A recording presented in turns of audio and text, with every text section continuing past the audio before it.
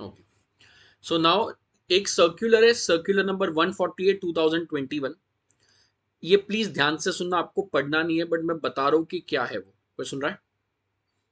Yes sir. तो यहाँ पे अगर आप डेट देखोगे तो 18 मई 2021 है। सो अप्रैल 21 से लेके अभी तक जो भी सर्कुलर इन लोग ने लॉन्च किए हैं वो सारे इधर कवर्ड है। कोई सुन रहा है? Yes sir. सो ये जो लास्ट सर्कुलर है आप लोगों का मार्च मंथ था, उधर तक सारे सर्कुलर ये शीट में कवर्ड है। बराबर है? तो ये सितंबर है अक्टूबर तक का, सॉरी आपको 6 महीने पहले वाले अमेंडमेंट आएंगे इसके लिए। एक सर्कुलर इसमें नहीं है जिसका मैं अलग से फाइल बना के रखा है, मैं इसमें मर्ज कर दूंगा। ओके, सो यहाँ पे जो सर्कुलर है बेटा, ये सर्कुलर क्या बोलता है कि अपन ने अभी एक अमेंडमेंट पढ़ा जहाँ पे जो 30 डेज का टाइम लिमिट है एप्लीकेशन ऑफ रिवोकेशन का, वो एक्सटेंड हो जाएगा by additional commissioner 30 days, by commissioner more 30 days. Correct है? Yes sir. तो वो जो अमेंडमेंट है वो इन लोग ने सेक्शन 29 के अंदर लाया है। यहां पे वो बोलता है कि जो अमेंडमेंट सेक्शन 29 में आए हैं उसका कॉन्सिक्वेंसेस रूल नंबर 23 में भी आ जाएगा। कोई सुन रहा है? Yes sir. So section number 29 में सिर्फ ये दिया है कि एप्लीकेशन ऑफ रिवोकेशन आपको फाइल करना है, और रूल्स के अंदर दिया है कि आपको एप्लीकेशन REG 21 फॉर्म में देना है, आप लोगों को एप्लीकेशन कैसे करना है, कितने दिन में करना है, वो सब रूल्स में दिया है। तो ये जो नोटिफिकेशन आया था उसमें जो अमेंडमेंट है वो एक्ट के अंदर अमेंडमेंट है, और वही अमेंडमेंट को सर्कुलर ने क्लेरिफाई कर दिया है कि जो एक्ट में अमेंडमेंट आया उसके हिसाब से रूल 23 अमेंड हो चुका है। कोई सुन रहा है? Yes sir. अरे बोलो, बाकी लोग नहीं बोल रहे यार। हाँ सर, समझा। बराबर है? So this is just simply उसी का एक्सटेंशन है। वो एक्ट में अमेंडमेंट था और ये सर्कुलर बोलता है कि वही अमेंडमेंट रूल्स में कैरी फॉरवर्ड होएगा, तो रूल्स अकॉर्डिंगली मॉडिफाई हो जाएंगे उसके हिसाब से। सर्कुलर नंबर 149 2015, ये मेरे को इंपॉर्टेंट लगता है। कोई सुन रहा है मैं क्या बोल रहा हूँ? हाँ सर। ओके, ध्यान से सुनना। एक सर्विसेज है एजुकेशन सर्विसेज करके। एजुकेशन सर्विसेज में मैंने पढ़ाया होएगा कि pre school education up to higher secondary school exempt है।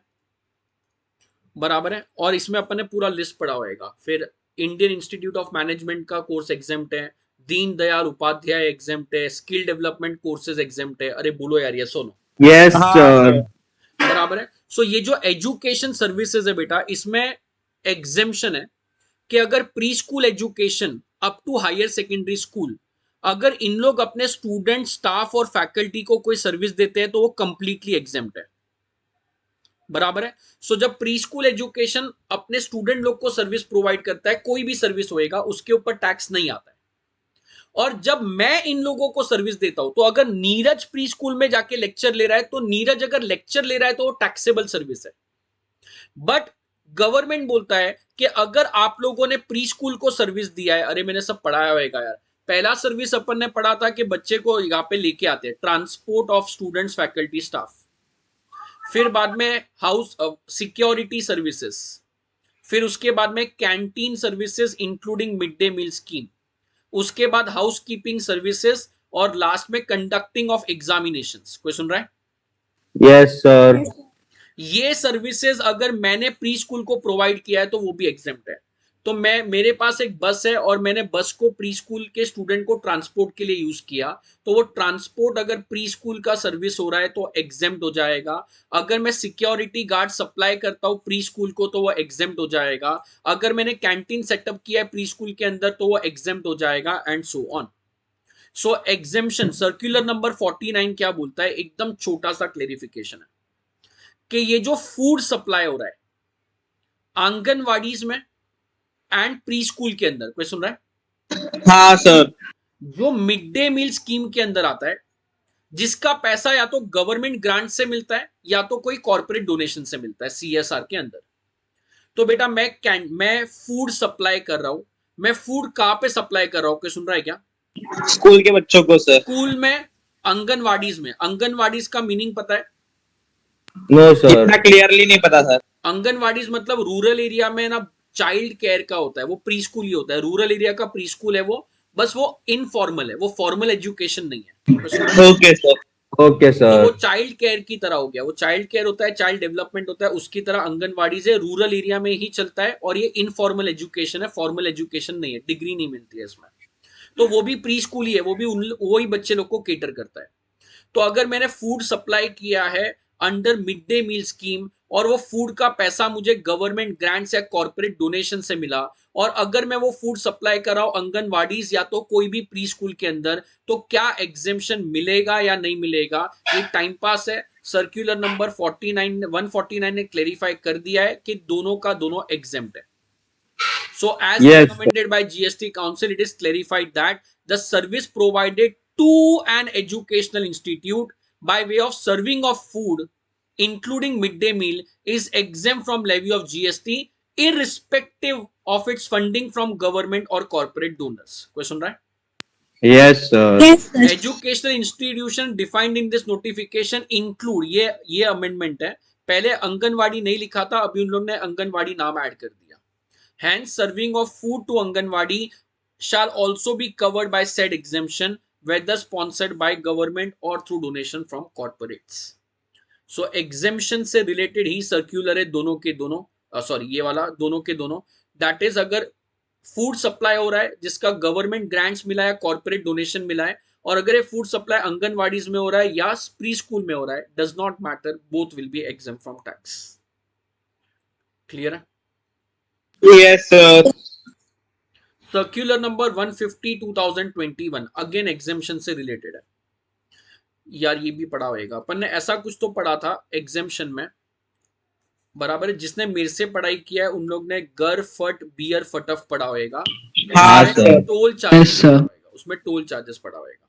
जिसने मेरे से नहीं पढ़ाई किया उन लोग ने कोड नहीं पढ़ा होगा, बट एग्जेम्पशन तो पढ़ा ही होगा। एग्जेम्पशन ऐसा है कि अगर एक्सेस टू रोड और ब्रिज है by payment of toll charges, तो वो एग्जेम्प्ट है। एक्सेस टू रोड और ब्रिज है बाय पेमेंट ऑफ एन्युटी, तो वो भी एग्जेम्प्ट है। कोई सुन रहा है? हाँ, Yes. sir. बराबर है। अब क्या हो गया बेटा, मैं कॉन्ट्रैक्टर हूं जिसको गवर्नमेंट ने कंस्ट्रक्शन करने बोला है, तो जो बैंड्रा वर्ली सीलिंग है वो प्राइवेट कॉन्ट्रैक्टर ने बनाया है। अब इसमें दो टाइप का कॉन्ट्रैक्ट होता है, उसको बोलते हैं बिल्ड ऑपरेट ट्रांसफर मॉडल। क्या बोलते हैं?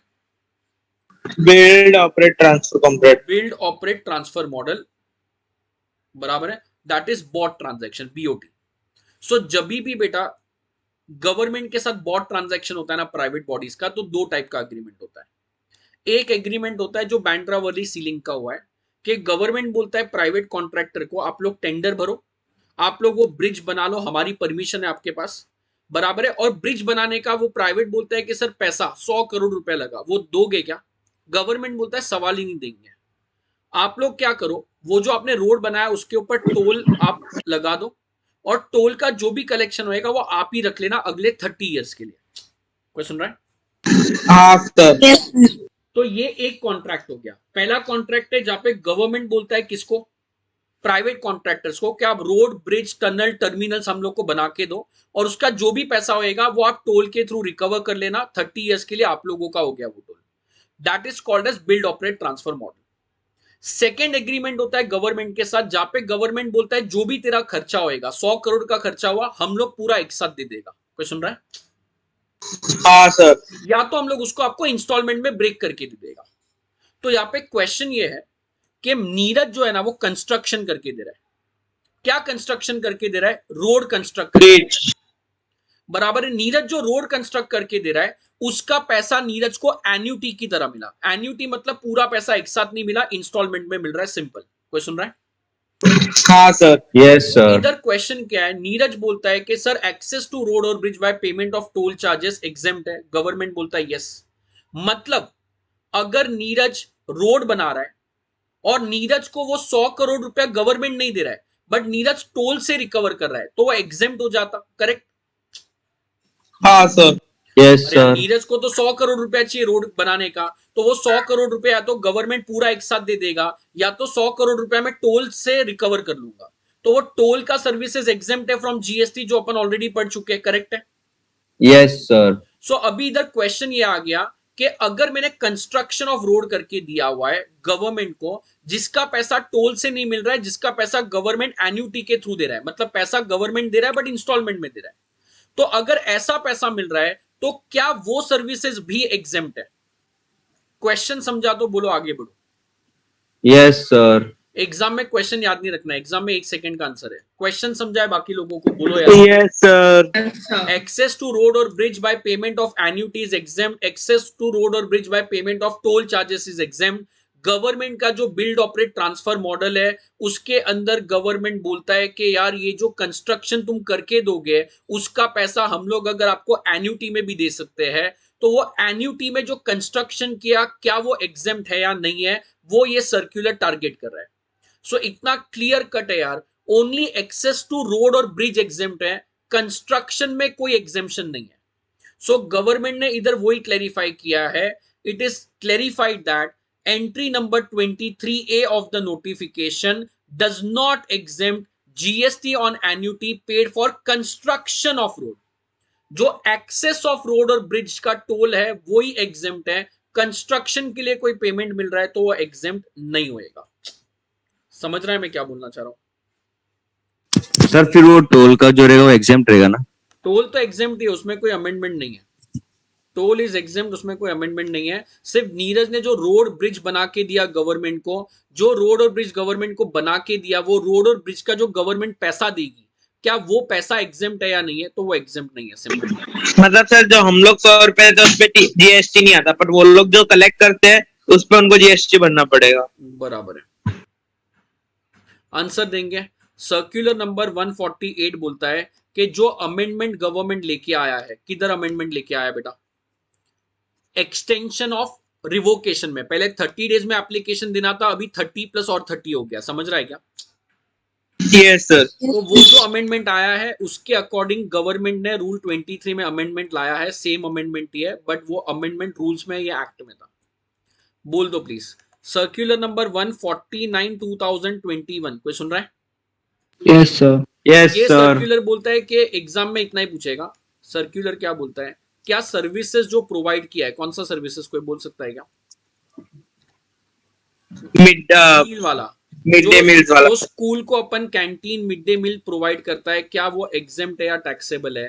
तो वो अगर आंगनवाड़ी को दिया तो भी एग्जेम्प्ट है, अगर वो उसका पैसा गवर्नमेंट ग्रांट से मिल रहा है तो भी एग्जेम्प्ट है, प्राइवेट डोनेशन से मिल रहा है तो भी एग्जेम्प्ट है। Correct? Yes sir. Circular number 150 2021 क्या बोलना चाह रहा है, कोई बोलेगा क्या? ये मेरे को बोलता है कि अगर आपने गवर्नमेंट को टोल दिया है एक्सेस टू रोड और ब्रिज के लिए तो डेफिनेटली वो एग्जेम्प्ट है। एक्सेस टू रोड और ब्रिज के लिए जो एन्युटी पे करते हो वो भी एग्जेम्प्ट है। बट अगर आप लोगों ने गवर्नमेंट को रोड कंस्ट्रक्ट करके दिया है और वो कंस्ट्रक्शन का पैसा एन्युटी पे मिल रहा है, सो वो टैक्सेबल है, कोई एग्जेम्पशन नहीं है। Yes sir.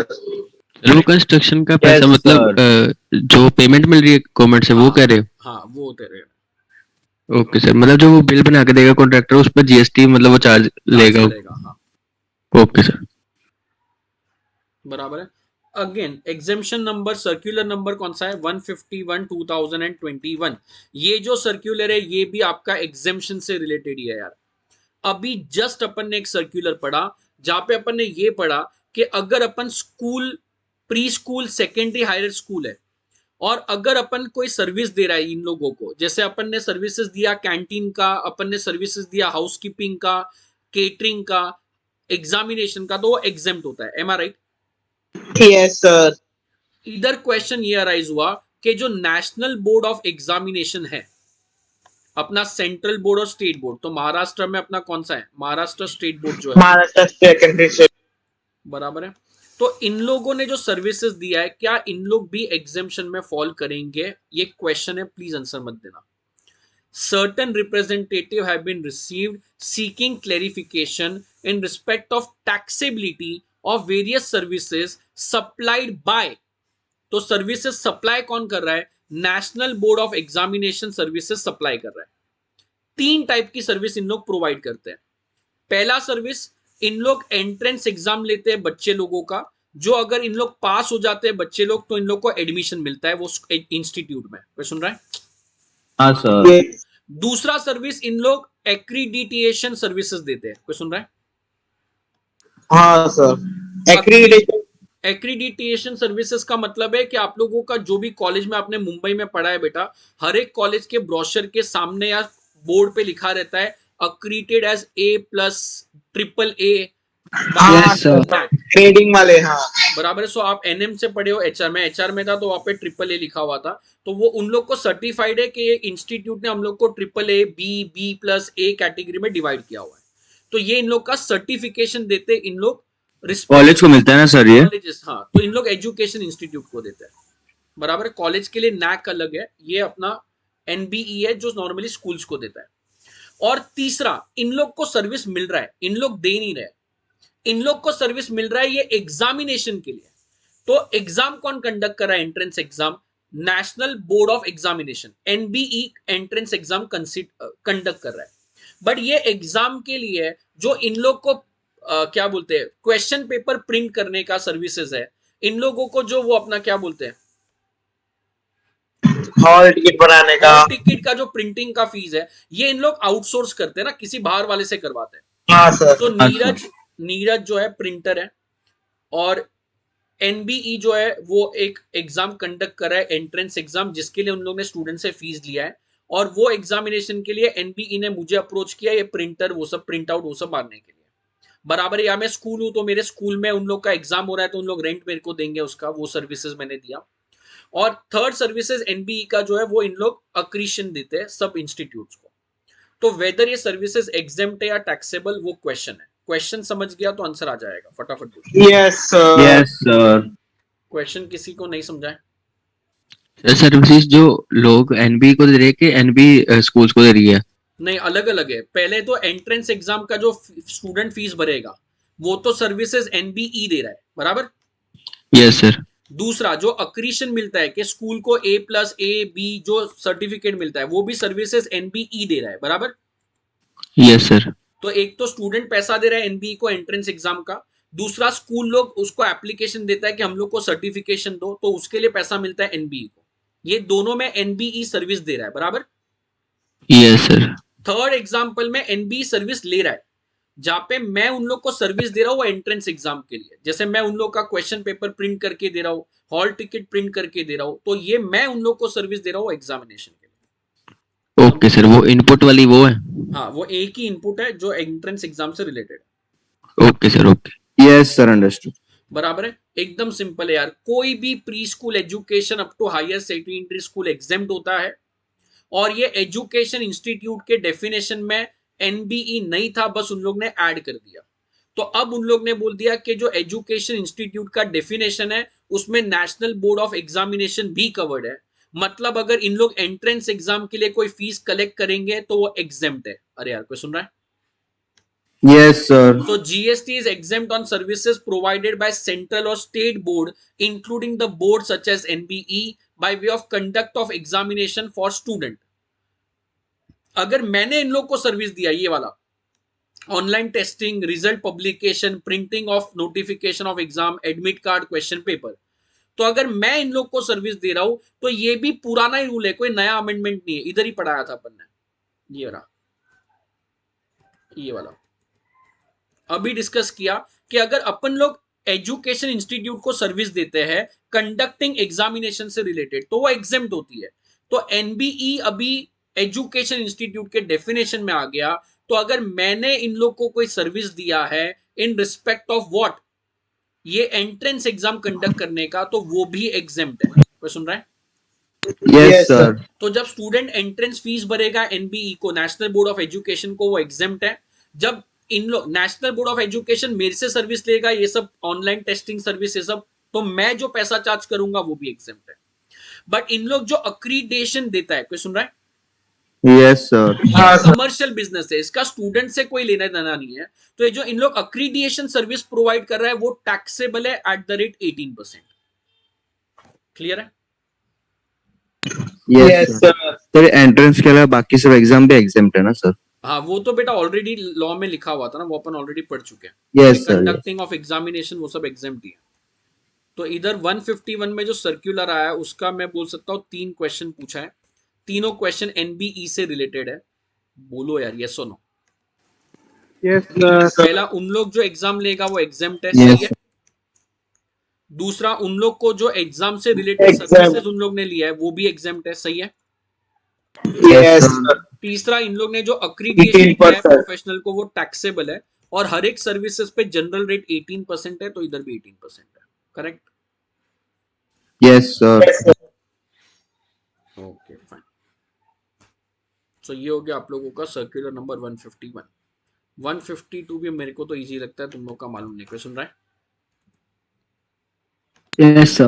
152 2021। अगेन ये जो सर्विसेज है ये क्लेरिफिकेशन है, 1 सेकेंड का आंसर है, एग्जाम में 1 सेकेंड में आंसर आना चाहिए, बट ये एग्जाम में कितना डिटेल में पूछेगा वो क्वेश्चन है। सो एप्लीकेबल तो दोनों को है, इंटर, एग्जीक्यूटिव, फाइनल, प्रोफेशनल, सबको, बट फाइनल और प्रोफेशनल एग्जामिनेशन में थोड़ा डिटेल में पूछ सकता है, एग्जीक्यूटिव में मेरे हिसाब से इतना डिटेल में नहीं पूछेगा।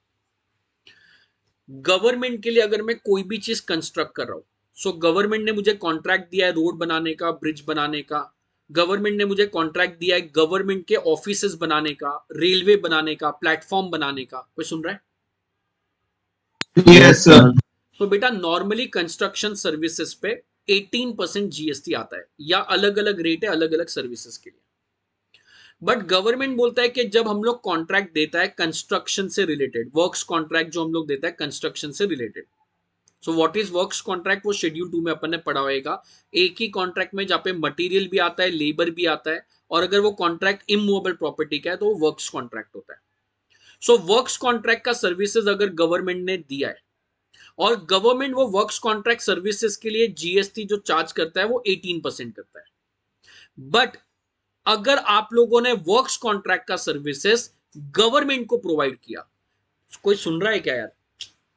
Yes, sir. एल.एन.टी करके कंपनी है, तो एल.एन.टी कंपनी को गवर्नमेंट ने कॉन्ट्रैक्ट दिया है कि आप हम लोग को रोड बना के दो, आप हम लोगों को ब्रिज बना के दो, आप हम लोग को टनल बना के दो, रेलवे का इंफ्रा बना के दो।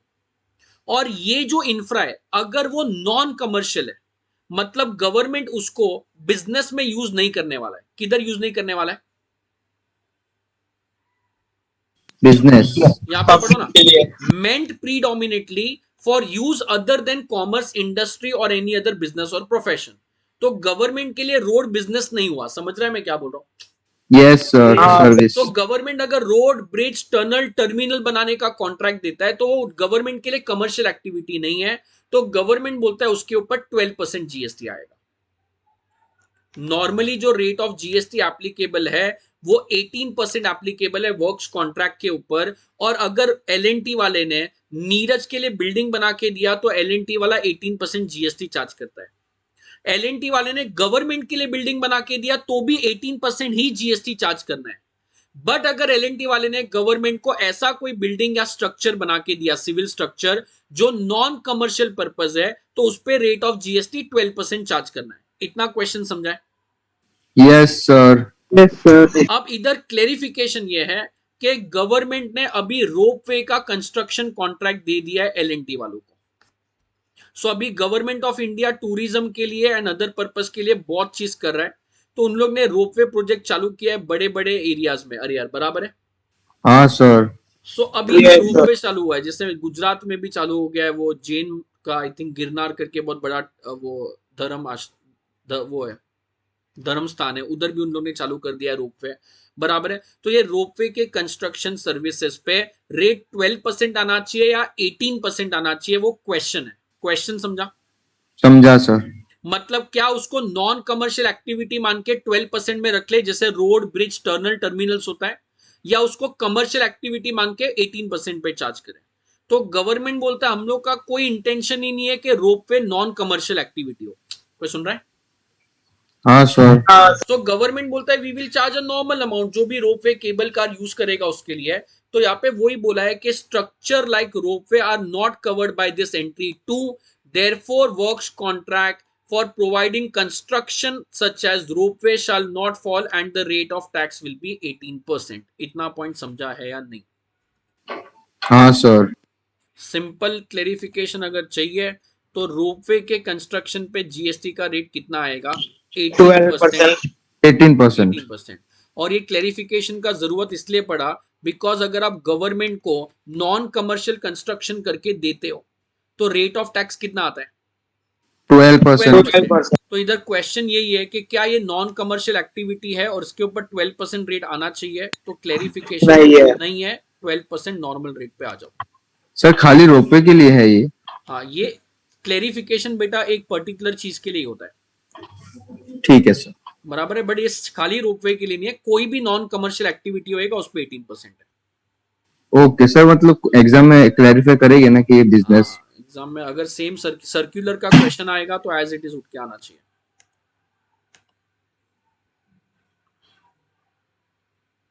बराबर है, आंसर दे सकते हो तो देना। Yes sir. नंबर 153, ये भी बहुत इजी वाला है। बराबर है, ये भी एग्जाम्शन से रिलेटेड ही है।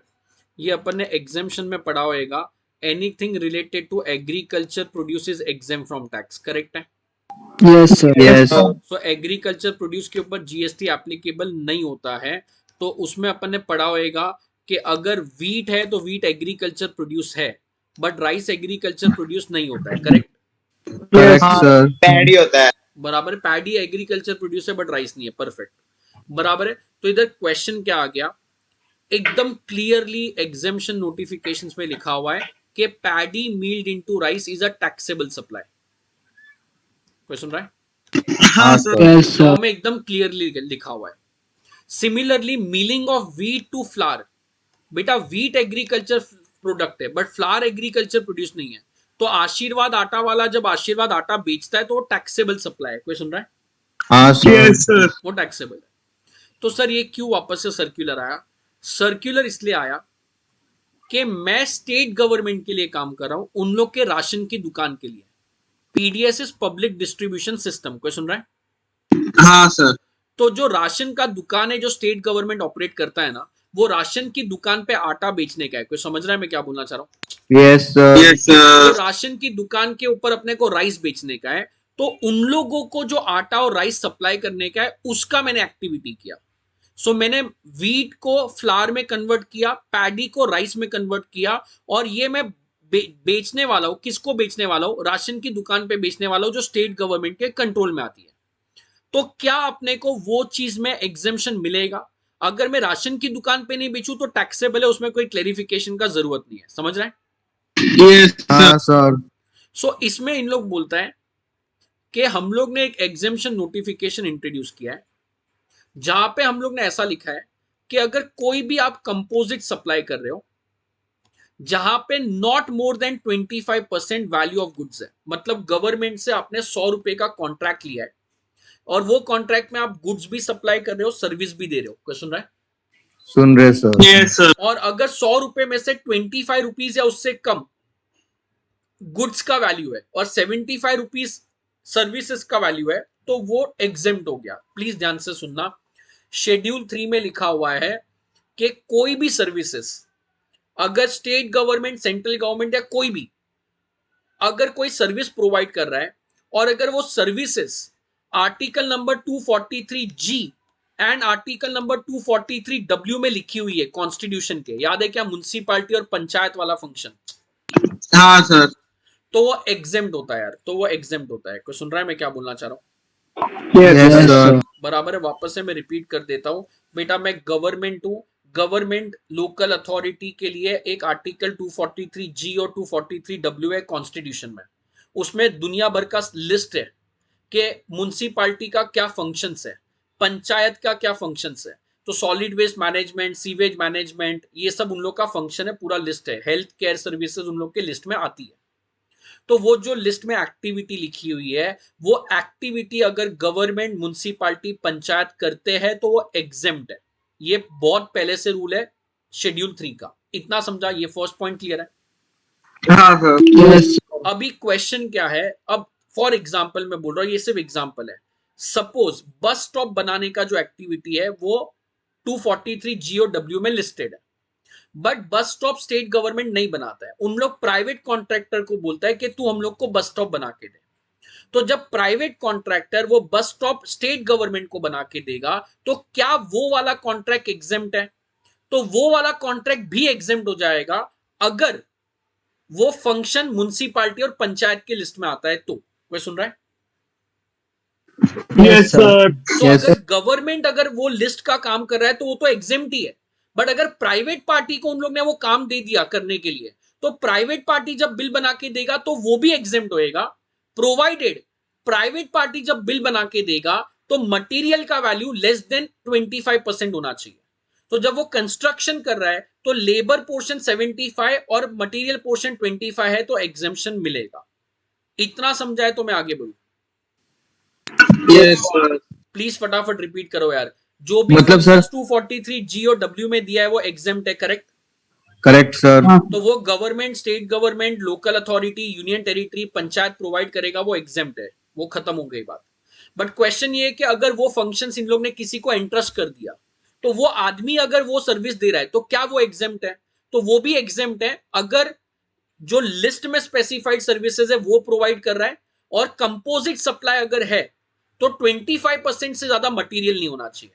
अगर 100% लेबर है तो चलेगा, पूरा एग्जेम्प्ट है। मटेरियल और लेबर मिक्स है तो 25-75 का रेशियो होना चाहिए। Is that point clear? Yes, sir. Sir ये टोटल कॉस्ट का है कि टोटल सेल वैल्यू का है? Total contract value. Okay okay sir. बराबर है।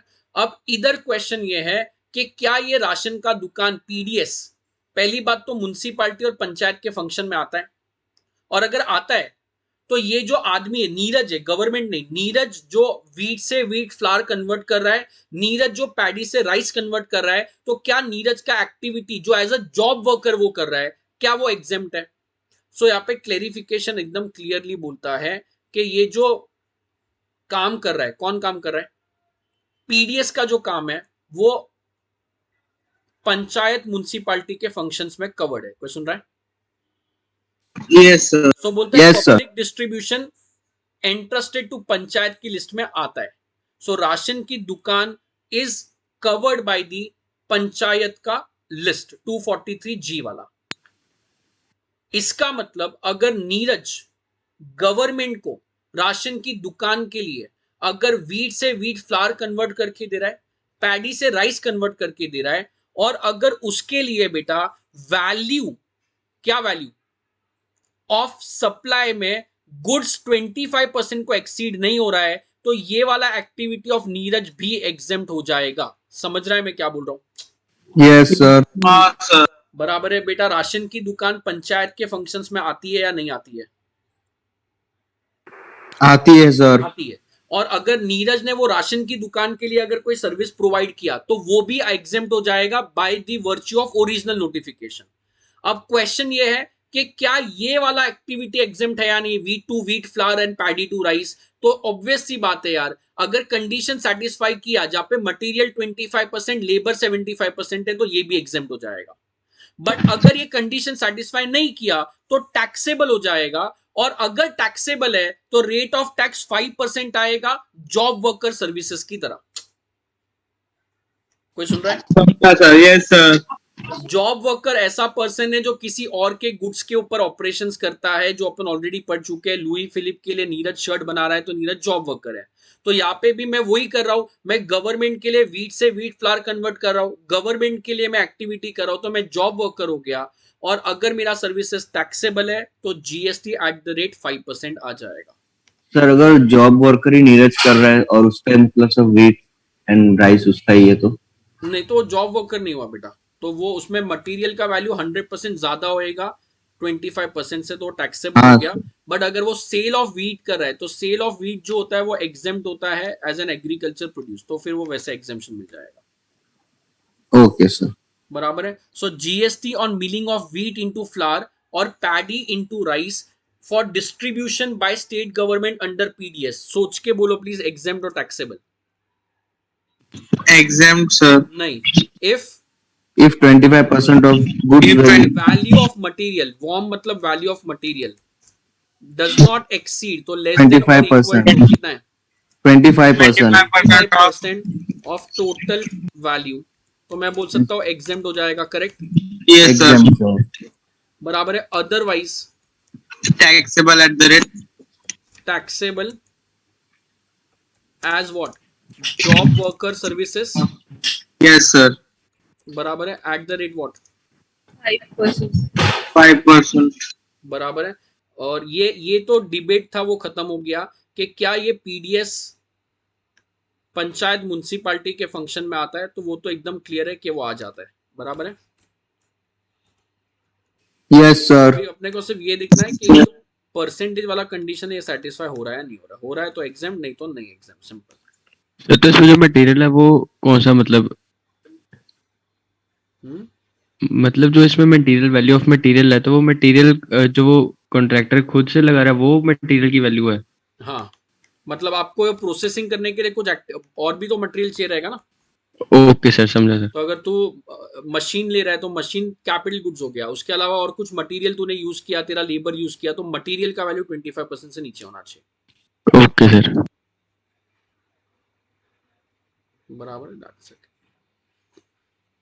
सर्कुलर नंबर 154 एक्चुअली मैं बोल रहा हूँ सीबीआईसी को भी इशू करते वक्त शर्म आ गया और अपने को भी पढ़ते वक्त शर्म आएगा। क्यों शर्म आ गया? बिकॉज गवर्नमेंट ने बोला एकदम क्लियर कट, अपने बुक में सब है यार, कोई पढ़ता है तो बुक अपने बुक में सब मिल जाता है। हाँ सर। बराबर है। सो आप लोगों के पास जो जीएसटी बुक होएगा बेटा, उसमें अपन ने लिखा है गवर्नमेंट सर्विसेज। तो गवर्नमेंट सर्विसेज में अपन ने पढ़ा होएगा पटा सर्विसेज पे टैक्स आता है एंड सो ऑन। तो उसमें ना टू गवर्नमेंट में ऐसा भी है कि अगर गवर्नमेंट ऑफ इंडिया या स्टेट गवर्नमेंट कोई भी गवर्नमेंट अंडरटेकिंग या पीएसयू अगर लोन लेता है बैंक से, तो गवर्नमेंट उसका गारंटी देता है। कोई सुन रहा है? Yes sir. तो अगर कोई भी गवर्नमेंट अंडरटेकिंग या पीएसयू, बराबर है, तो कोई भी होएगा, बीपीसीएल, एचपीसीएल, कुछ भी होएगा, अगर इन लोग लोन लेता है बैंक से और गवर्नमेंट इन लोग को गारंटी देता है, तो एकदम क्लियर कट लॉ में लिखा हुआ है कि वो एग्जेम्प्ट सप्लाई है। कोई सुन रहा है? हाँ सर.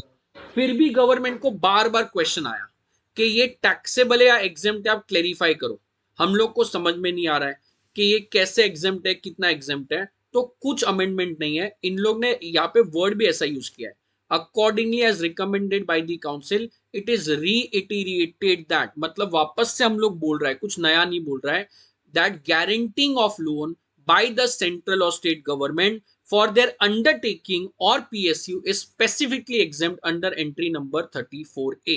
समझ रहा है मैं क्या बोल रहा हूँ? Yes sir.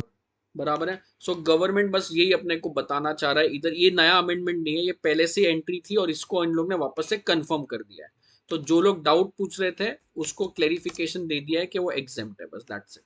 तो अगर गवर्नमेंट अंडरटेकिंग या फिर पीएसयू लोन लेता है बैंक से, तो उसका गारंटी स्टेट या सेंट्रल गवर्नमेंट देता है। वो जो गारंटी इन लोग देगा वो गारंटी एग्जेम्प्ट था और अभी भी एग्जेम्प्ट ही है।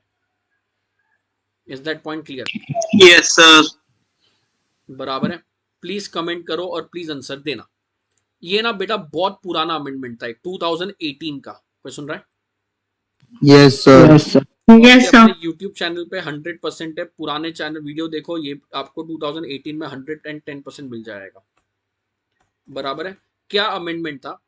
गवर्नमेंट बोलता है कि ना जो पूरा स्प्रिंकलर और ड्रिप इरिगेशन सिस्टम है, कोई सुन रहा है? Yes. अपने को समझने का नहीं है कि वो सिस्टम क्या है। पूरा सिस्टम का मतलब होता है मेन मशीन, उसका सब पार्ट, उसके मोटर सब एक साथ आ जाते हैं। मैं एकदम फालतू एग्जांपल से ये समझा रहा हूं, इसका एग्जांपल का और इसका कोई रिलेशन नहीं है, बट समझ जाएगा। अगर मैं बोल रहा हूं कि मोबाइल का सेट है, तो मोबाइल का सेट का मतलब हो गया मोबाइल फोन प्लस उसका चार्जर प्लस उसका पैकिंग, ये पूरा एक मोबाइल सेट हो गया। बराबर? Yes sir. और अगर मैं बोलता हूं कि फॉर एग्जाम्पल अगर मैं मोबाइल फोन खरीदता हूं तो मोबाइल के बॉक्स के अंदर चार्जर आता है, करेक्ट? हाँ sir. So as per the law वो जो चार्जर आया है ना, वो चार्जर पे जो रेट ऑफ ड्यूटी है वो मोबाइल का रेट ऑफ ड्यूटी आएगा।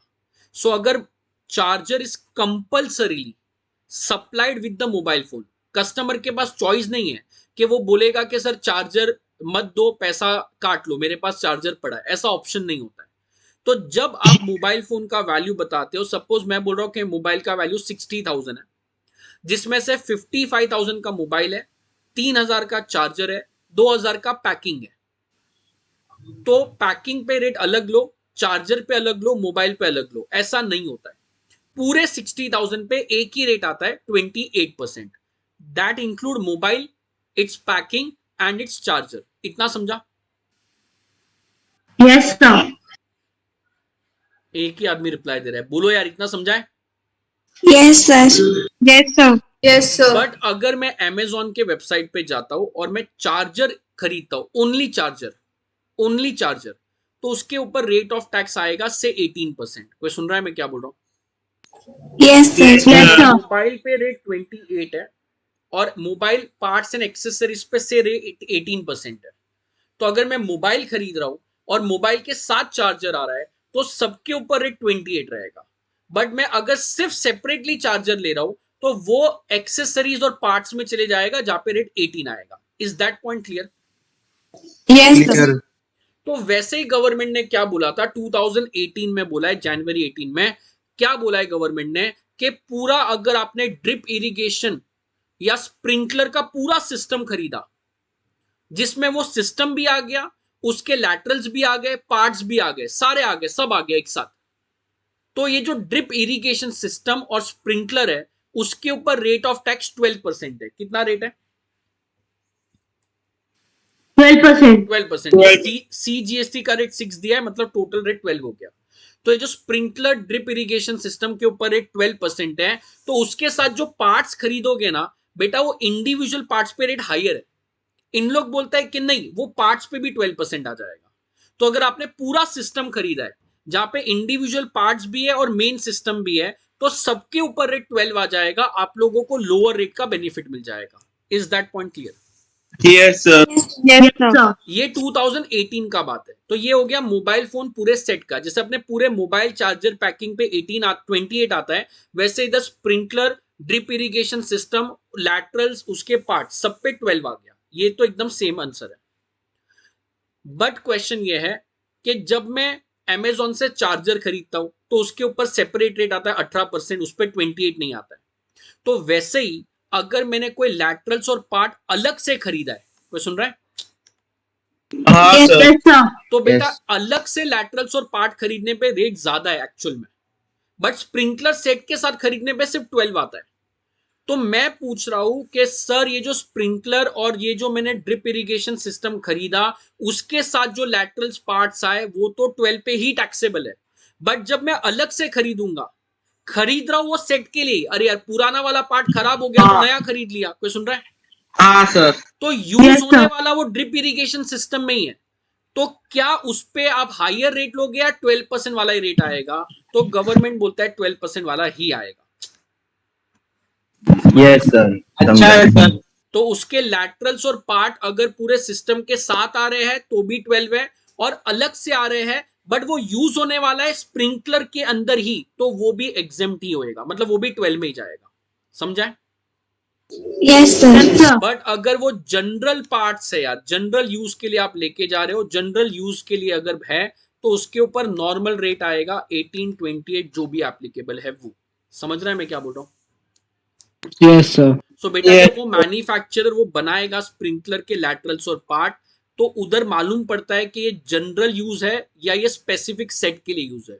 तो अगर स्पेसिफिक सेट वाले यूज है तो वो हो गया 12% वाला, और अगर जनरल यूज वाले है तो उसके ऊपर नॉर्मल रेट आएगा। Is that point clear? Yes sir, Yes, clear. sir.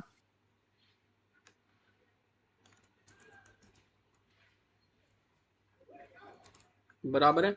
तो मैं बोल सकता हूं पॉइंट नंबर 1, इफ क्या लिखूं? If Whole set is purchased. As a part of what? Sprinkler education sprinklers, then कितना रेट Irrigation. आएगा?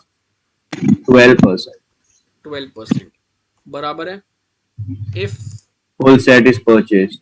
एज अ जनरल यूज, तो मैं बोल सकता हूँ एक्चुअल रेट जो भी है 1824 जो भी रहेगा। Yes sir. अरे यार समझ रहा है मैं क्या बोलना चाह रहा हूँ? Yes, sir. बराबर है। सो ये हो गया सर्कुलर नंबर 155 2021। क्लियर है? Yes sir.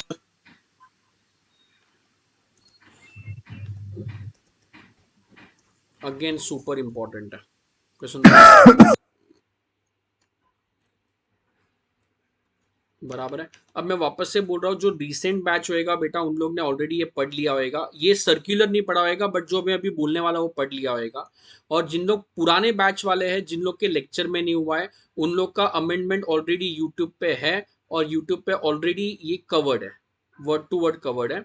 और क्या कवर्ड है वो मैं आपको बता रहा हूँ। गवर्नमेंट बोलता है कि अगर आप B2C ट्रांजेक्शन करते हो, मतलब मैं लोकल माल बेच रहा हूँ अनरजिस्टर्ड लोगों को, और अगर मेरा एग्रीगेट टर्नओवर 500 करोड़ रुपए के ऊपर है, तो मैं जब भी इनवॉइस बनाऊंगा ना, तो इनवॉइस पे डायनामिक QR कोड होना जरूरी है। कोई सुन रहा है? Yes, sir. 50 करोड़ था ना? वो उसके लिए था, ई इनवॉइसिंग। अच्छा सर। ई इनवॉइसिंग के लिए 50 है, इसके लिए 500 है। बराबर है। और ये जब कोई भी आदमी स्कैन करेगा QR कोड आपका, तो उसको क्या क्या डिटेल दिखाई देना चाहिए। तो जब भी कोई आदमी QR कोड आपका स्कैन करेगा, ध्यान से समझना, उसको आपका GST नंबर मिलना चाहिए वो स्कैन में, उसको आपका UPI ID मिलना चाहिए, उसको आपका बैंक अकाउंट और IFSC कोड दिखना चाहिए, इनवॉइस नंबर, इनवॉइस डेट दिखना चाहिए, टोटल वैल्यू और GST अमाउंट दिखना चाहिए। कोई सुन रहा है? Yes, sir. तो जिन लोग का भी बेटा 500 करोड़ के ऊपर का टर्नओवर है, उन लोग जब कस्टमर को बिल बना के देता है, तो बिल के ऊपर डायनामिक QR कोड होना चाहिए, और वो जो QR कोड होता है वो स्कैन करने पे ये 6 डिटेल मिनिमम दिखाई देनी चाहिए। सप्लायर का GST नंबर, उसका UPI ID, bank account number और IFSC नंबर, सप्लायर का इनवॉइस का नंबर दिखाई देना चाहिए, इनवॉइस वैल्यू दिखाई देना चाहिए, GST अमाउंट दिखाई देना चाहिए, और ये जो भी है इसी से फिर कस्टमर पेमेंट करेगा, वो ही स्कैन करके। कोई सुन रहा है? Yes, sir. हाँ सर। मैं आगे बढ़ू या नहीं बढ़ू, बोला यार, समझा या नहीं समझा? यस सर, समझा। Yes, sir. बराबर है। तो ये ऑलरेडी क्लास में डिस्कस हो चुका है, रिसेंट अमेंडमेंट जिसने बैठा है, क्लास बैठा है, और जो नहीं है उन लोग के लिए ऑलरेडी वो यूट्यूब पे है, December 21 करके ब्रैकेट्स में लिखा हुआ है। अब उसके लिए क्लेरिफिकेशन आ गया 2-3, एकदम इजी है। कोई सुन रहा है? Yes sir. बराबर है। पहला क्वेश्चन ये है कि रजिस्ट्रेशन चैप्टर में अपन ने पढ़ा होगा, जिसका भी टर्नओवर 20 लाख, 10 लाख या 40 लाख के ऊपर जाता है, उन लोग को रजिस्ट्रेशन के लिए अप्लाई करना पड़ता है। और जब भी आप रजिस्ट्रेशन के लिए अप्लाई करते हो, आपको जो नंबर मिलता है वो होता है goods and service tax identification number. But अगर फॉरेन एम्बेसीज है, अगर यहाँ पे क्या बोल सकता हूं मैं, यूनाइटेड नेशंस ऑर्गेनाइजेशंस है, अगर इन लोग इंडिया में सेटेड है, और अगर इन लोग को रजिस्ट्रेशन लेना पड़ा कोई भी रीजन से, तो इन लोग को जो नंबर मिलता है वो होता है यूनिक आइडेंटिटी नंबर। सो हर एक आदमी को GST नंबर मिलता है रजिस्ट्रेशन लेने पे। But foreign embassies, United Nations organisations, इन लोगों को जब रजिस्ट्रेशन लेते हैं तो यूनिक आइडेंटिटी नंबर मिलता है। बेस्ड अपॉन दिस नंबर बहुत सारे इन लोग के ऑर्डर पास होते हैं एग्जेम्पशन के। इधर क्वेश्चन ये आ गया कि क्या इन लोगों को भी QR कोड प्रिंट करना है। सपोज इन लोगों का टर्नओवर 500 करोड़ के ऊपर चला गया। कोई सुन रहा है? Yes Yes, sir. sir. भी जब कोई सर्विस देंगे तो क्या इन लोगों को भी QR कोड प्रिंट करना है इनवॉइस के ऊपर, अगर इन लोग का सर्विसेज टैक्सेबल है तो answer to that is unique identification number होना, मतलब आप इंडिया में रजिस्टर्ड हो। वह सुन रहा है? हाँ सर। Yes sir. अगर आप इंडिया में रजिस्टर्ड हो और B2B सप्लाई कर रहे हो तो QR कोड करना जरूरी है। So even unique identification number वाले लोगों को अगर GST एप्लीकेबल है, 500 करोड़ के ऊपर का टर्नओवर है, B2C सप्लाई हो रहा है, तो उन लोग को QR कोड लगाना जरूरी है। जैसे नॉर्मल लोग लगाते हैं, उन लोग को भी कंपलसरी है। Is that point clear? Yes sir. बराबर है। सब छोटे छोटे क्लैरिफिकेशन है, आंसर देते रहना बेटा। मैंने जो QR कोड प्रिंट किया है मेरे इनवॉइस के ऊपर, बराबर है, वो QR कोड जो है बेटा, उसको जब अपन स्कैन करते हैं तो as per the rule, main जो अपना इनवॉइस है उसमें वो बोलता है UPI ID आना चाहिए और बैंक डिटेल आना चाहिए। अब मैं बोल रहा हूं कि सर मेरा QR कोड में जो UPI ID है वो बैंक अकाउंट से डायरेक्टली लिंक है। कोई सुन रहा है क्या? हाँ सर। Yes, sir. तो सर अगर मेरा UPI ID बैंक अकाउंट से लिंक है, तो क्या मुझे UPI ID और बैंक अकाउंट नंबर दोनों फिर वापस से देना पड़ेगा? तो गवर्नमेंट बोलता है कोई जरूरत नहीं है। कोई सुन रहा है? हाँ sir. Yes, sir. So if UPI ID is linked to bank account, whether bank account and IFSC details also need to be provided? So answer is no.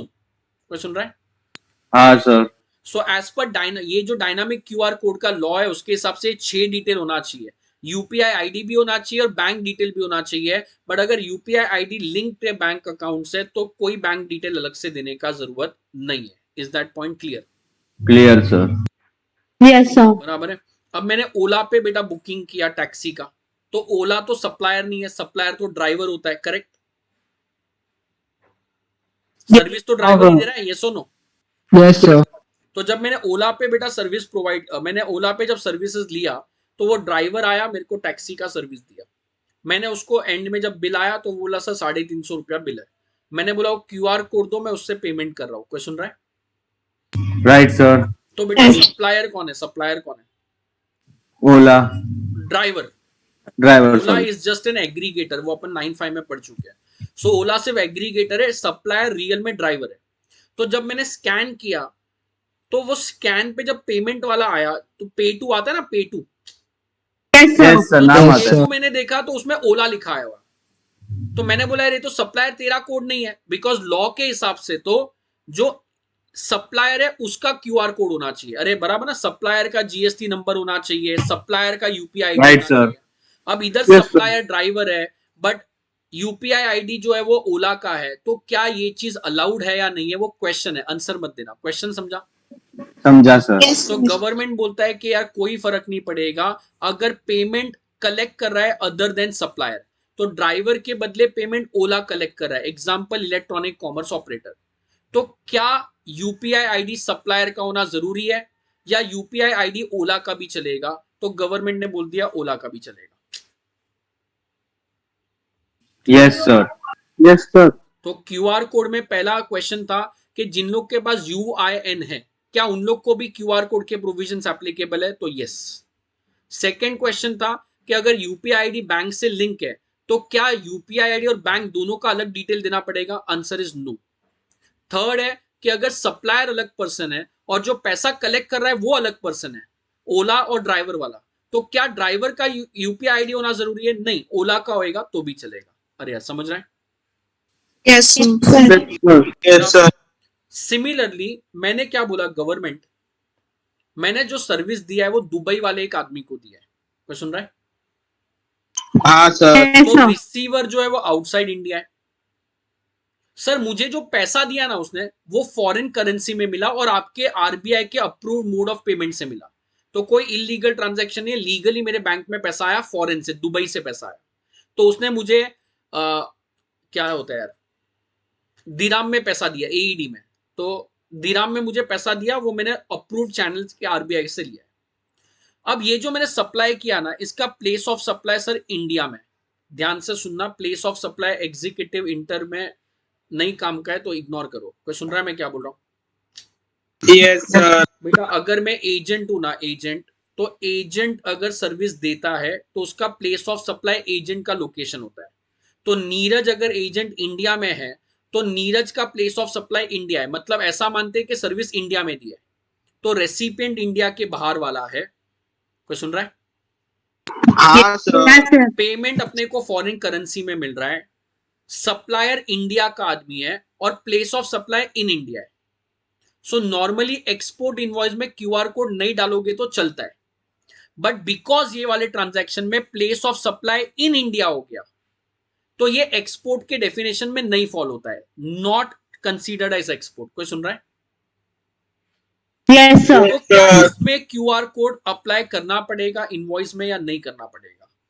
Question समझा? नॉर्मली एक्सपोर्ट में क्यूआर कोड का जरूरत नहीं है, but बहुत सारे cases में ऐसा होता है, रेसिपिएंट इंडिया के बाहर है, सप्लायर इंडिया के अंदर है, पैसा फॉरेक्स में मिल रहा है, but place of supply India होने की वजह से वो इंडिया में एक्सपोर्ट के डेफिनेशन में नहीं आता है।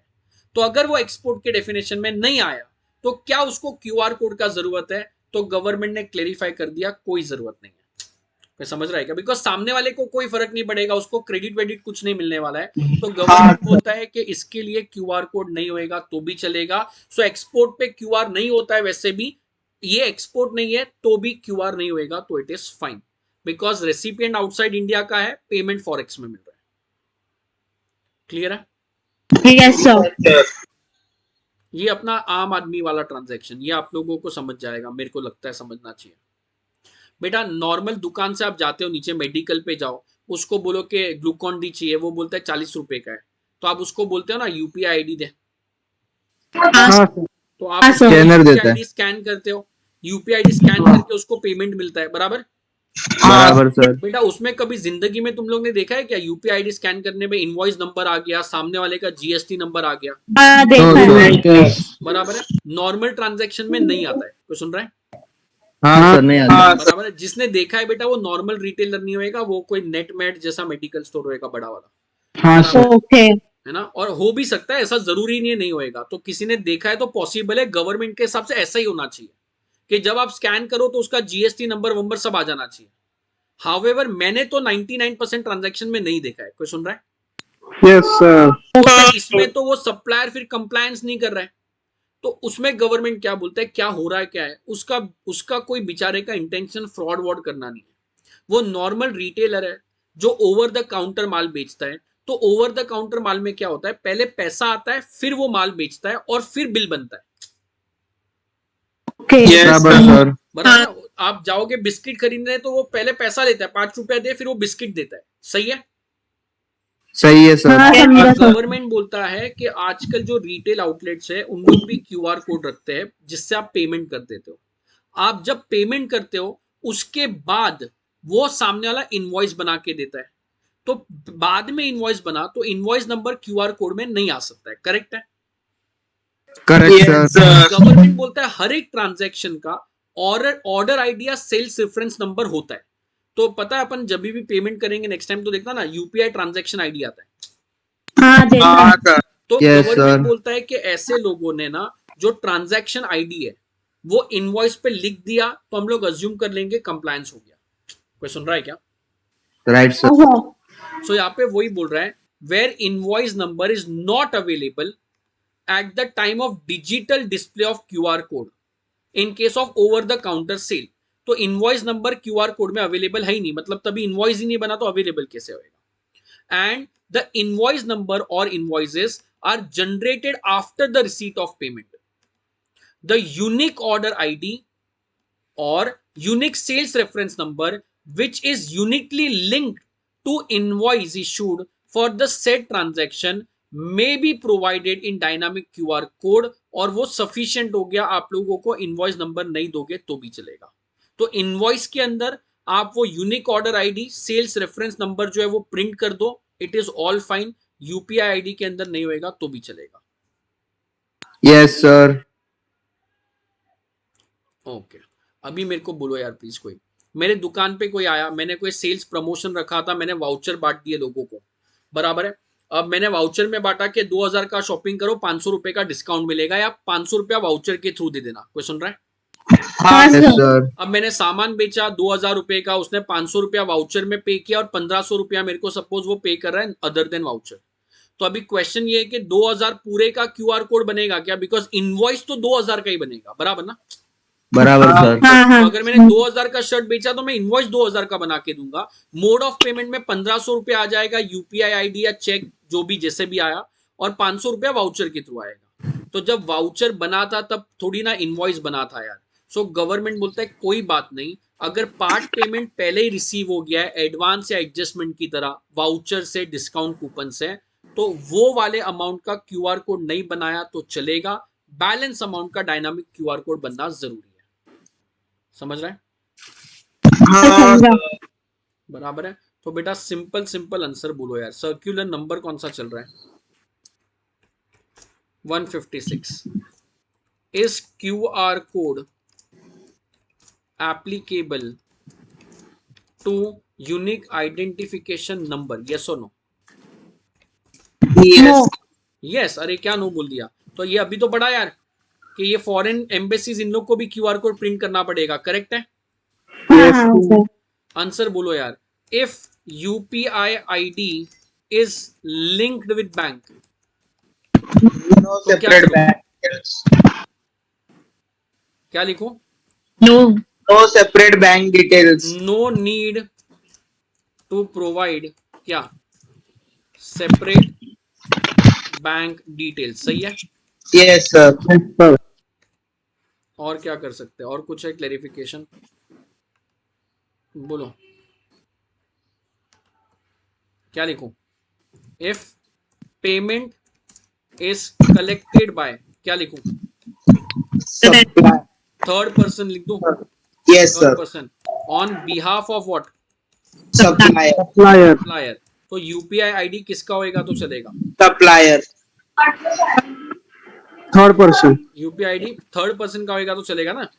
हाँ, अच्छा, okay, sir. दोनों का चलेगा। बराबर है। सो दोनों का चलेगा। सो यूपीआई ऑफ थर्ड पर्सन, ओला का होएगा तो चलेगा और ड्राइवर का होएगा तो भी चलेगा, जो भी चलेगा। बराबर है। अगर बेटा रिसीवर आउटसाइड इंडिया है और place of supply in India है तो क्या करूं? No need to provide dynamic QR code. बराबर है। रेसिपिएंट किधर है? India. Sorry, sir. Outside. And payment जो आया वो फॉरेक्स में आया, हाँ, sir. But place of supply in India हो गया। Yes, sir. तो गवर्नमेंट बोलता है कोई बात नहीं, एक्सपोर्ट नहीं भी होएगा तो हम लोग मान लेंगे, और नो क्यूआर कोड। यस और no? Yes, sir. Yes, sir. और एक पांचवा क्लेरिफिकेशन है पार्ट पेमेंट वाला। बराबर है। ये रिटेल काउंटर वाले। सो रिटेल काउंटर क्या लिखूं? No invoice on QR allowed. उन लोग के क्यूआर पे इनवॉइस का डिटेल नहीं रहेगा तो भी चल जाएगा। सही है। Yes, sir. Yes, sir. Yes, sir. Part payment है तो बैलेंस पेमेंट के लिए क्यूआर करो, पूरे के लिए जरूरत नहीं है। क्लियर? हाँ, Yes, sir. बराबर है। सो ये आप लोगों का क्लेरिफिकेशन हो गया। बराबर है। ये टाइम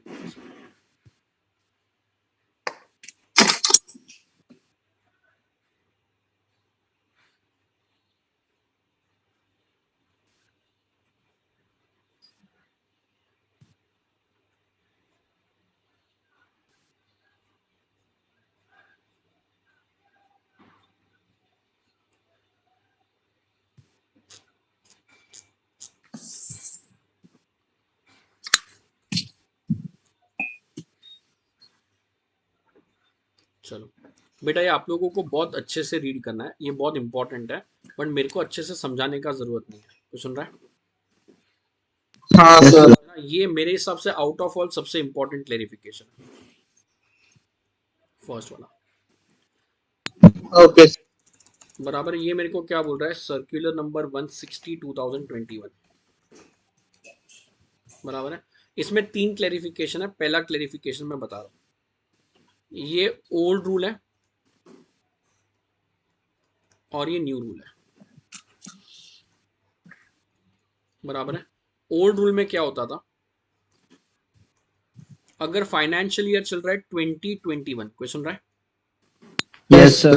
और ये वाले ईयर का इनवॉइस है, और ये इनवॉइस का अगर अपन आईटीसी लेना भूल गए तो क्या होता है? अपन मैक्सिमम 30 सितंबर या तो एनुअल रिटर्न, ये वाले डेट तक अपन क्रेडिट ले सकते हैं। करेक्ट है?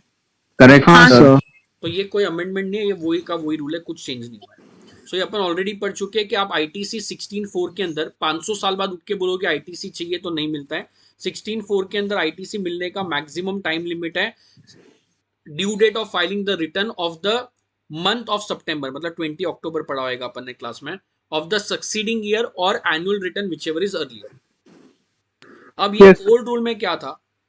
अगर 2021 का इनवॉइस है, बराबर है, तो बेटा जस्ट मैं सिंप्लीफिकेशन के लिए यहाँ पे 8 डेट लिख रहा हूं।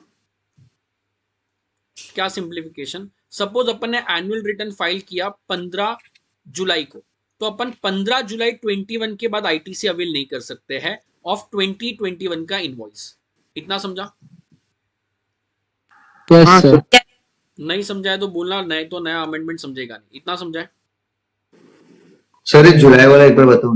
ये अपन ने एनुअल रिटर्न फाइल किया 15 जुलाई को, तो अपने को रूल बोलता है कि करंट ईयर का इनवॉइस है तो आप उसका आईटी से ले सकते हो। नेक्स्ट ईयर के एनुअल रिटर्न जब फाइल करोगे वो डेट तक, या तो 20 अक्टूबर विचएवर इज अर्लियर।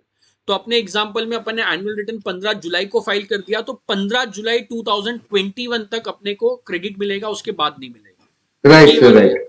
ये 2021 का। यस अब सर। ये भी पुराना रूल ही है बेटा। 2021 में पार्टी ने 1 लाख रुपए का इनवॉइस बना के दिया था विद 18,000 जीएसटी। बराबर है। फिर बाद में ना मैंने ये क्लाइंट से एड ऑन सर्विसेज लिया, तो इसने मेरे को सपोज कुछ गुड्स डिलीवर किया था या कुछ मशीन इंस्टॉल करके दिया था। इसने उस टाइम पे मेरे को पूछा था कि नीरज तेरे को या तेरे एम्प्लॉय लोगों को ट्रेनिंग चाहिए क्या? मैंने बोला नहीं चाहिए। बोला ठीक है। फिर बाद में मैंने इसको 6 महीने बाद फोन किया, मैंने बोला यार हम लोग को ट्रेनिंग चाहिए। वो बोलता है 10,000 रुपया लगेगा ट्रेनिंग का। मैंने बोला देने के लिए मैं रेडी हूँ। तो 21-22 में इसने मेरे को डेबिट नोट बना के दिया, बिकॉज ये है तो वही सप्लाई ना, नया सप्लाई नहीं है। तो ये जो इनवॉइस इसने 2021 में 1 लाख का बनाया था, इसके सामने इसने डेबिट नोट 10,000 रुपया प्लस 1800 जीएसटी का रेस करके मुझे दे दिया। कोई सुन रहा है? Yes, sir. बाकी लोग हैं? Yes, sir. Yes, sir. सो अभी इधर क्वेश्चन क्या आ गया मालूम है? ये अमेंडमेंट पहले का ही है, प्लीज समझना है। क्वेश्चन क्या आ गया? क्वेश्चन आ गया कि अगर 15 जुलाई 2021 को मैंने एनुअल रिटर्न फाइल कर दिया, बराबर है, तो ये वाला जो इनवॉइस है इसका क्रेडिट तो इसके बाद मिल ही नहीं सकता है। एम आई राइट? हाँ सर। बट ये जो डेबिट नोट है, डेबिट नोट, इसका भी अगर मैंने क्रेडिट नहीं लिया, सपोज मैंने इनवॉइस का क्रेडिट नहीं लिया, डेबिट नोट का क्रेडिट नहीं लिया, भूल गया, जो भी हो गया, तो इनवॉइस ये वाले साल का था तो इसका अपने को आईटीसी सिर्फ जुलाई 21 तक मिलेगा। बट ये डेबिट नोट जो 21-22 का है, इसका जो क्रेडिट है क्या वो नेक्स्ट ईयर तक मिलेगा? मतलब नेक्स्ट ईयर 22-23 है, सो नेक्स्ट ईयर का रिटर्न अगर मैंने 15 जुलाई को फाइल किया तो ये जो डेबिट नोट है इसका क्रेडिट का लास्ट डेट क्या है? क्वेश्चन समझा? क्वेश्चन? Yes, sir. तो Yes. प्रीवियस रूल में था कि डेबिट नोट का क्रेडिट ऐसा मानेंगे कि जो ईयर का इनवॉइस है वो ईयर का डेबिट नोट है। तो इवन दो डेबिट नोट 21-22 में इश्यू हुआ है, ऐसा मानते हैं कि डेबिट नोट 2021 का था, मतलब आपको डेबिट नोट पे भी जो क्रेडिट मिलेगा वो ये वाले साल में ही मिलेगा बाय 15 जुलाई। क्वेश्चन समझा? Yes, sir. समझा सर। अरे यार, ओरिजिनल इनवॉइस कौन से ईयर का है? 2021। 2021। उसका क्रेडिट आप ले सकते हो एनुअल रिटर्न फाइल करने के डेट तक। अपने इसमें एनुअल रिटर्न 15 जुलाई 21 को फाइल हो गया तो उसके बाद उसका क्रेडिट नहीं मिलेगा। डेबिट नोट नेक्स्ट ईयर में इश्यू हुआ, क्वेश्चन ये है कि डेबिट नोट के लिए और एक साल एक्स्ट्रा मिलेगा, तो आंसर उसका है कि नहीं, वो जो इनवॉइस जो ईयर का है वो ईयर का डेबिट नोट अज्यूम होता है। तो इनवॉइस अगर 2021 का है सो डेबिट नोट भी 2021 का अज्यूम होएगा और क्रेडिट 15 जुलाई तक ही मिलेगा। Is that point clear? Yes, sir. Government ने इसमें नया अमेंडमेंट लेके आया। डाउट है हाँ बोलो प्लीज। सर, अगर आपने debit note annual return file करने के बाद इशू हुआ तो फिर वो 22-23 में ही उस पर क्रेडिट मिलेगा ना? नहीं मिलेगा बेटा, वही प्रॉब्लम हो रहा था कि डेबिट नोट आप लोग रेस कर रहे हो एनुअल रिटर्न के बाद, फिर भी बेचारा क्रेडिट नहीं ले पा रहा है बिकॉज गवर्नमेंट का जो टाइम लिमिट है वो लैप्स हो रहा है। बराबर है? तो लॉ में कहीं पे भी ऐसा लिखा हुआ नहीं था कि वो अलाउड है। समझते हैं? Okay. सर एनुअल रिटर्न के बाद हुआ तो मिलेगा ही नहीं ना, फिर तो चांस ही नहीं है। हाँ वही बोल रहा हूँ, बट वो किसी ने डाउट पूछा तो पहले ऐसा कोई क्लेरिफिकेशन नहीं था, मिलेगा नहीं मिलेगा तो नहीं मिलता था, सिंपल सा लॉ है। बराबर है? So debit note is assume to be of that year for which invoice pertains. इतना पॉइंट समझा है? Yes sir. अब लोगों ने बोला कि सर ये तो टाइम पास कर रहे हो आप लोग, बिकॉज गवर्नमेंट आपको तो टैक्स बराबर मिल ही रहा है ना। हाँ सर। अरे यार, गवर्नमेंट आपको तो टैक्स जब मिल रहा है तो आपको क्रेडिट देने में क्या जा रहा है? समझ रहे हैं मैं क्या बोल रहा हूँ? Yes, sir. Right sir. तो अगर आपको क्रेडिट नहीं मिलता है तो आप मेरे को मत दो क्रेडिट। आपको जब टैक्स मिल रहा है तो यार मेरे को क्रेडिट देने में आपका क्या जा रहा है? अरे बोलो यार, ये सुनो। Yes, sir. बराबर है? सो गवर्नमेंट ने अभी क्लेरिफिकेशन डाल दिया है और क्लेरिफिकेशन बोलता है कि डेबिट नोट का क्रेडिट आप नेक्स्ट ईयर तक लेके जा सकते हो। समझ रहे हैं? Yes, sir. सो इनवॉइस का क्रेडिट इनवॉइस के ईयर के हिसाब से मिलेगा, डेबिट नोट का क्रेडिट डेबिट नोट के ईयर के हिसाब से मिलेगा। इनवॉइस और डेबिट नोट अगर अलग अलग ईयर है तो सेपरेट ट्रीटमेंट होएगा, कंबाइंड नहीं होने वाला है। बराबर है? With effect from 1st January 2021, section 16(4) has been amended so as to delink the date of issuance of debit note and the date of invoice. तो दोनों को अलग अलग कर दिया, दोनों सेपरेट है। The amendment made is shown as below. A registered person is not entitled a registered person is not entitled to take input tax credit in respect of, पहले ऐसा लिखा था, invoice or debit note for supply of goods or services or both after the due date of furnishing the return for the month of September following the end of the year to which such invoice or invoice relating to debit note pertains. अरे यार ये आप लोगों का पुराना law है, तो debit note का भी जो ईयर है वो इनवॉइस के ईयर से चेक किया जाता है. कोई सुन रहा है? Yes, sir. बराबर है. As seen the word invoice relating to such अभी हटा दिया है और अभी सिर्फ डेबिट नोट डाल दिया है, तो डेबिट नोट का अलग हो गया और इनवॉइस का अलग हो गया. बराबर है. तो ये वो टाइम पास बोला है कि हम लोग ने क्यों किया. Accordingly it is clarified that with effect from January 2021 in case of the debit note, the date of issuance of debit note and not the date of underlying invoice shall determine the relevant financial year for the purpose of 16(4) for CGST Act. The availment of ITC on debit note in respect of the amended provision shall be applicable from 1st Jan 2021. Accordingly, for ITC availment on or after Jan 21 in respect of debit note issued either prior or after January 21, the eligible availment of ITC will be governed by the amended provision where ITC availed prior to January 21 in respect of debit note shall be governed provision 16(4) as it already existed. तो January 21 के पहले का debit note जो है उस पे वही rule है, जो ईयर का इनवॉइस है वो ईयर में जाओ, बट जो January 21 के बाद वाला डेबिट नोट है उसके लिए अलग हो गया, इनवॉइस अलग, डेबिट नोट अलग, और उसी का इलस्ट्रेशन नीचे दिया है. ये इलस्ट्रेशन गवर्नमेंट ऑफ इंडिया का है. समझ रहा है मैं क्या बोल रहा हूँ? Yes, sir. Yes, sir. Please बोलो यार. सेक्शन नंबर कौन सा चल रहा है? 16(4).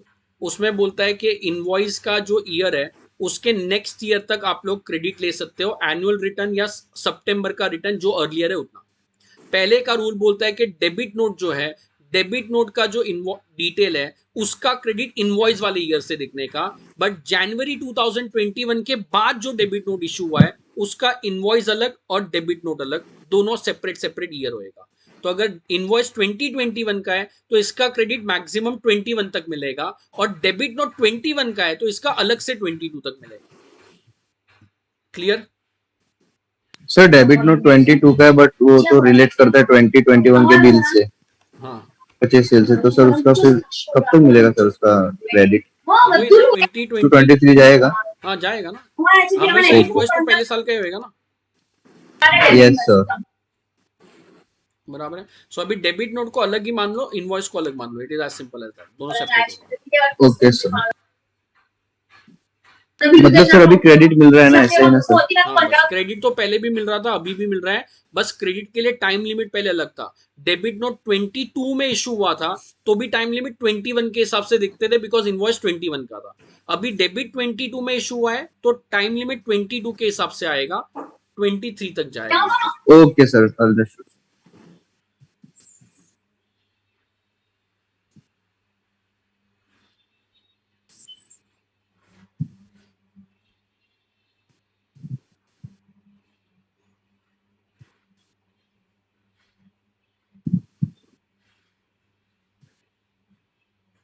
बस दैट्स इट. कोई सुन रहा है मैं क्या बोल रहा हूँ? Yes, sir. बराबर है. सो बेटा दिस इज अमेंडमेंट्स, फटाफट रिपीट कर देना. पहला अमेंडमेंट है एग्जेम्पशन से रिलेटेड. अगर transport of goods by air और बाय वेसल हो रहा है from India to outside India, तो पहले भी एग्जाम था, अभी वो एग्जेम्पशन कंटिन्यूड है. कोई भी ट्रेनिंग प्रोग्राम जिसका पैसा 75% गवर्नमेंट दे रहा है तो वो एग्जेम्प्ट हो गया. अगर ऑल इंडिया परमिट मिल रहा है, granting of national permit to goods carriage, it is exempt. Indian rail financial corporation अगर कोई सर्विस दे रहा है इंडियन रेलवे को तो वो एग्जेम्पशन हट गया है. बराबर है. रजिस्ट्रेशन में अगर रिवोकेशन के लिए एप्लीकेशन देना है तो time limit 30 days from the date of order of cancellation है. एक्सटेंशन के बारे में पहले स्पेसिफिक क्लियरेंस नहीं था, अभी क्लियर कर दिया है. 30 डेज बाय एडिशनल और joint commissioner, further 30 days by commissioner मिलेगा. और इसी अमेंडमेंट के हिसाब से सर्कुलर बनाया है 23 का क्लेरिफिकेशन के लिए. इनवॉइस अंडर जीएसटी ई इनवॉइसिंग का प्रोविजन सबको एप्लीकेबल है 50 करोड़ के ऊपर. हाउएवर एसईजेड इन लोग को ई इनवॉइसिंग एप्लीकेबल नहीं था. अब ये वाले लिस्ट में गवर्नमेंट भी ऐड हो गया, लोकल अथॉरिटी भी ऐड हो गया. ई वे बिल जनरेशन अगर आपका ब्लॉक कर दिया रजिस्ट्रेशन नंबर, तो आप as a supplier e way bill नहीं बना सकते हो, एज अ रेसिपिएंट फिर भी बना सकते हो। बराबर है? ओके। सर्क्यूलर नंबर 148 वही है, 30 डेज का टाइम लिमिट के हिसाब से उन लोगों ने रूल अमेंड कर दिया है। सर्क्यूलर नंबर 149 को सुन रहा है? Yes, sir. सर्क्यूलर नंबर 149 बोलता है कि ये जो प्री स्कूल वाले को या जो गवर्नमेंट स्कूल वाले को आंगनवाड़ी को अगर इन लोग ने फूड सप्लाई किया है जिसका पैसा गवर्नमेंट दे रहा है तो वो एग्जेम्प्ट है। सर्क्यूलर नंबर 150 मेरे को क्या बोलता है कि कंस्ट्रक्शन ऑफ रोड का जो सर्विसेज है जिससे एन्युटी से पैसा मिल रहा है वो टैक्सेबल है। सिर्फ एक्सेस टू रोड और bridge by payment of toll charges taxable नहीं है, ये कंस्ट्रक्शन वाला टैक्सेबल है। अरे यार, यस और no? Yes sir. Circular number 151 बोलता है नेशनल बोर्ड ऑफ एग्जामिनेशन अगर बच्चे लोग से एंट्रेंस फीस ले रहा है एग्जाम का, एग्जेम्प्ट है। अगर उन लोगों को मैंने सर्विस दिया वो एग्जामिनेशन से रिलेटेड, वो भी एग्जेम्प्ट है। बट इन लोग जो रेटिंग देगा अक्रीडिटेशन, तो वो टैक्सेबल है 18%। 152 मेरे को बोलता है कि अगर आप लोगों ने गवर्नमेंट के लिए कोई काम किया है रोपवे का, तो वो 12% पे नहीं 18% पे टैक्सेबल होएगा, वो कमर्शियल ट्रांजैक्शन है। Okay sir.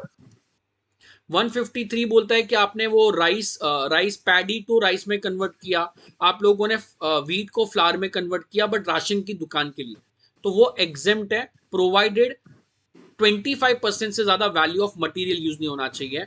अगर मटेरियल 25% से ज्यादा यूज है तो टैक्सेबल है as a job worker service at the rate 5%।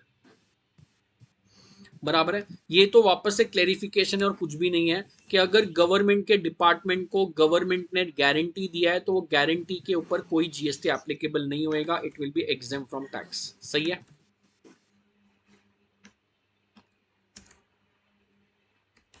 Yes sir. हाँ सर। नेक्स्ट अपने को बोलता है कि अगर आपने स्प्रिंकलर और ड्रिप इरिगेशन सिस्टम पूरा खरीद लिया तो 12% जीएसटी है, उसके साथ जो पार्ट्स आ रहा है वो भी 12% है, अलग से पार्ट उसके लिए खरीदा वो भी 12% है, बट जनरल यूज के लिए खरीदा तो एक्चुअल रेट आ जाएगा। नेक्स्ट बोलता है जिन लोग के पास यूनिक आइडेंटिफिकेशन नंबर है, मतलब ये वो लोग हैं जो फॉरेन एम्बेसीज है, क्या उन लोग को क्यूआर कोड एप्लीकेबल है? Yes applicable. Yes applicable. बराबर है? सेकंड बोलता है कि अगर क्यूआर कोड में यूपीआई आईडी बैंक से लिंक है तो क्या बैंक डिटेल अलग से देने का है? नहीं देने का। नहीं देने। थर्ड क्लेरिफिकेशन था कि थर्ड पर्सन का अगर क्यूआर कोड है कलेक्शन के बदले तो चलेगा, नहीं चलेगा? तो चल जाएगा। चलेगा। तो ओला वाला एग्जांपल है ना ये? हाँ, ये ओला वाला एग्जांपल है।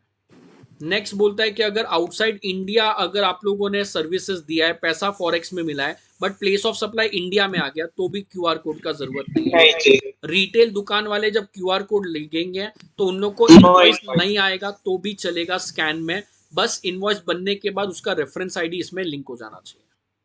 पार्ट पेमेंट अगर क्यूआर कोड से आ रहा है, पार्ट पेमेंट वाउचर या पहले मिल गया था, तो पार्ट पेमेंट के लिए क्यूआर कोड नहीं बनाओगे तो चलेगा, सिर्फ रिमेनिंग पेमेंट के लिए बनाना। सर्क्यूलर नंबर 160 बोलता है कि 16(4) के पुराने रूल में डेबिट नोट अगले साल इशू होता है तो भी उसका डेट मानते इनवॉइस का ही डेट, बट अभी से ऐसा नहीं होएगा, इनवॉइस अलग डेबिट नोट अलग, तो डेबिट नोट के लिए अलग से ट्रीटमेंट होएगा। Okay sir. Anyone any doubt? No, sir. No doubt. बराबर है? चलो, सो जो इंटर और एग्जीक्यूटिव लेवल के अमेंडमेंट्स है वो मैंने करा दिए हैं, इसके बियॉन्ड उन लोग को कुछ एप्लीकेबल नहीं है। अब जो बैलेंस अमेंडमेंट है वो रिफंड से रिलेटेड, एक्सपोर्ट से रिलेटेड, वो अमेंडमेंट सिर्फ प्रोफेशनल्स फाइनल्स इन लोगों को एप्लीकेबल है। तो जितने भी इंटर एग्जीक्यूटिव वाले हैं उन लोग का इतना ही अमेंडमेंट एप्लीकेबल है।